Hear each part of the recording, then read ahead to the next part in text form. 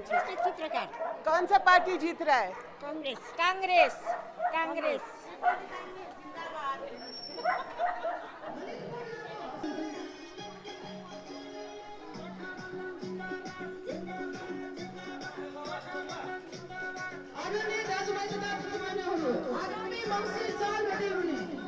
आप मुझे अपना नाम बताइए और आप क्या करते हैं? मेरा नाम सृजना श्रेष्ठ है। मैं यहीं की हूँ, पाटन की रहने पाटन के रहने वाले हो। और आप? मेरा नाम गंगा महर्जन। मैं पनि पाटनका है। मेरा नाम निरुता बस्नेत है, मैं यहीं पे रहने वाली हूँ, पाटन की।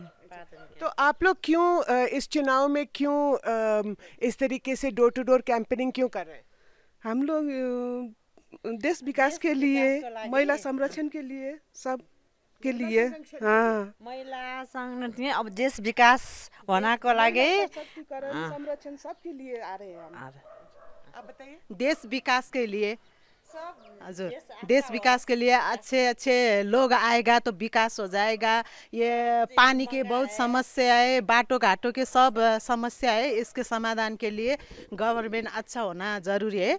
इसलिए हम चाहिँ देश विकास के लिए हम इस गठबंधन को, गठबंधन बोलते हैं, दो तीन पार्टी के सब मिक्स है, उन्हीं को हम जिताकर हम देश विकास के लिए चाहिँ अच्छे के लिए। तो ये तो नेपाली कांग्रेस और माओवादी का गठबंधन है। न उसमें से एक ये कलम है ना, ये समता जनता समाज पार्टी, एमाले से माओवादी और कांग्रेस, तीन पार्टी के इसमें से। तो आपको लगता है कि इतने साल इन लोगों ने राज किया, नेपाली कांग्रेस ने भी बहुत साल राज किया, एमाले ने भी बहुत साल, माओवादी ने भी बहुत साल राज किया, तो काम ठीक किया? ज़्यादा तो नहीं किया वो, इसलिए हम यो अच्छे से अच्छे लोग को चुनकर हम वो सांसद में भेज देंगे, अच्छे से अच्छे लोग चुनकर। आप बोलिए। मेरा पनि वही है, जिस मैं जीतेगा वो करेगा मतलब कुछ नहीं करेगा, सब चाहिँ महंगा है। देश विकास मैं जीतेगा देश विकास करेगा बोल्छ, तर जीतेगा तो कुछ भी नहीं करेगा। तो अभी आपको लगता है कि ये कर सकते हैं काम? अभी यो कलम चिन्ह अनि यो किशनलाल महर्जन, रामकिशन चित्रकार और बाकी लोग थे वहाँ पहिलादेखि नै समाज सेवामा चाहिँ बहुत हेल्प करेगा। वो अच्छा काम पहला से नहीं करेगा। अच्छा, तो आप ये बताइए कि आप इंडिया के बारे में क्या सोचते हैं? इंडिया के बारे में हम लोग अच्छे ही सोचते हैं। वहाँ के गवर्नमेंट भी अच्छे है, यहाँ के भी अच्छे है, बुरे तो नहीं है दोनों। पर अब जहाँ तक है ये नई जनरेशन को भी चांस देना चाहिए ना, हम लोग वही चाहते हैं। अच्छा, तो जैसे ये जो नया जनरेशन है, ये जो जवान लोग हैं, उनको भी आना चाहिए। इन लोगों तो का भी। माओवादी आप इधर आइए। तो ये बताइए कि जो माओवादी हैं, उन्होंने तो जब जो जंग हुआ था, जब झगड़ा हुआ था, लड़ाई हुई थी, तो बहुत लोग मारे गए थे। हाँ। तो वो भी अभी हुकूमत में है, सरकार में है। सरकार में वो कमांडर प्रचंड जी, यो पहले प्रधानमंत्री, भूपू प्रधानमंत्री हुए थे, वो कमांडर है, उसने भी ज़्यादा कुछ नहीं किया। वो अपने लिए किया, अपने लोगों के लिए किया। यो द्वंद्व में रहे यो जो लड़ाकू है ना, उसके लिए कुछ भी नहीं किया। इसलिए हम यही मीडिया के माध्यम से प्रचंड जी से भी रिक्वेस्ट करना चाहते हैं कि वो अपने लोग नहीं, वो लड़ाकू लोगों को अच्छे से उनके जीवन सहज के लिए चाहिँ कुछ काम करे।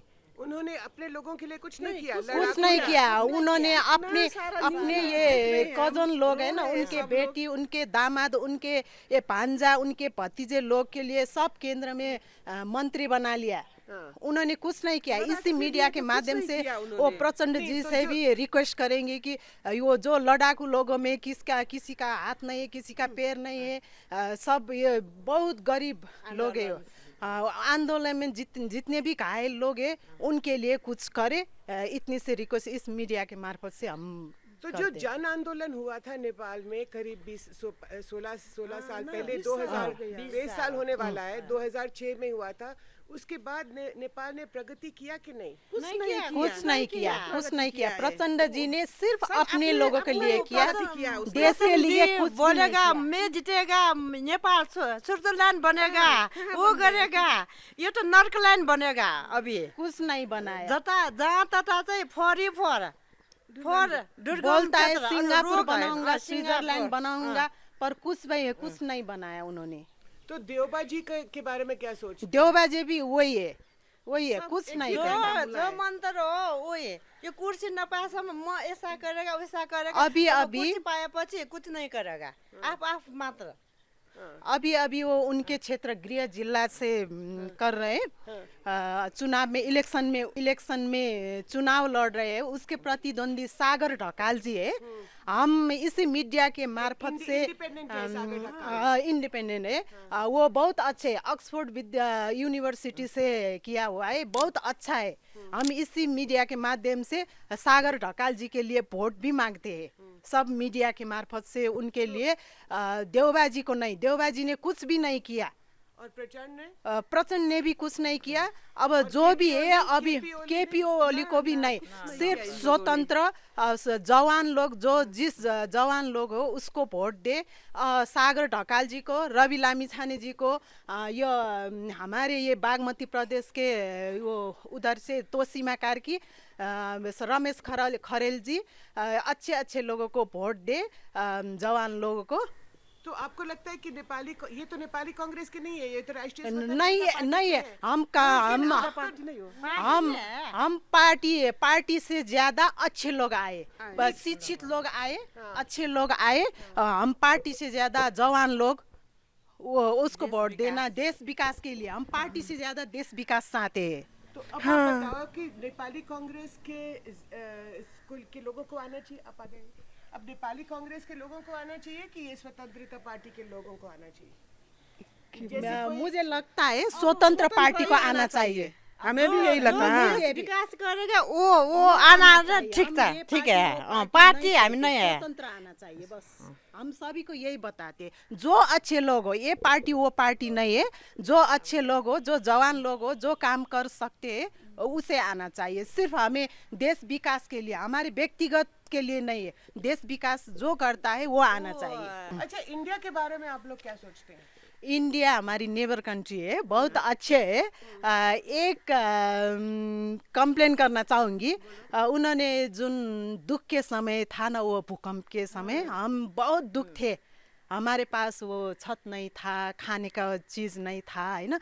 उस वक्त नाकाबंदी कर दिया मोदी जी ने, उस वक्त से हम चाहिँ बहुत नाराज है। वो अच्छा लोग है, हमारा नेबर कंट्री है। हम लोग नाराज की ठीक है, पर ये लगता है कि ये दोनों कंट्री का